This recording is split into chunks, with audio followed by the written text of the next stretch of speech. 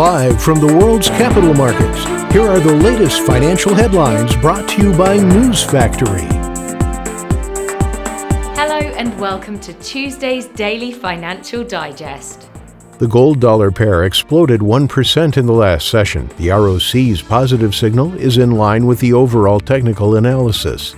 The euro-dollar price remained largely unchanged in the last session. The RSI is giving a positive signal. The pound got a slight bump of 0.2% against the dollar in the last session. The stochastic indicator's positive signal is in line with the overall technical analysis. The Aussie dollar price remained largely unchanged in the last session. The ultimate oscillator is giving a negative signal. Coming up, our chief analyst's choices for today. European stocks dipped after staging a sharp recovery late last week, as underwhelming Chinese data and a resurgence of COVID-19 cases in some Asian countries outweighed optimism over the reopening of the British economy. Usage costs are falling on Bitcoin and Ethereum after both coins marked all-time highs for transaction fees and market valuations during the recent rally.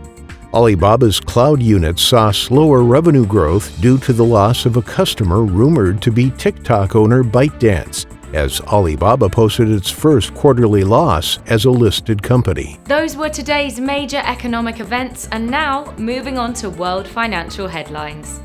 Japan's Tertiary Industry Index will be released at 4:30 GMT, the UK's ILO unemployment rate at 600 GMT, Australia's RBA meeting minutes at 1:30 GMT. Finland's gross domestic product will be released at 500 GMT, the UK's claimant count change at 600 GMT, the US housing starts at 12:30 GMT. We hope that you've enjoyed Tuesday's financial report. On behalf of all of us here, we wish you a productive trading day.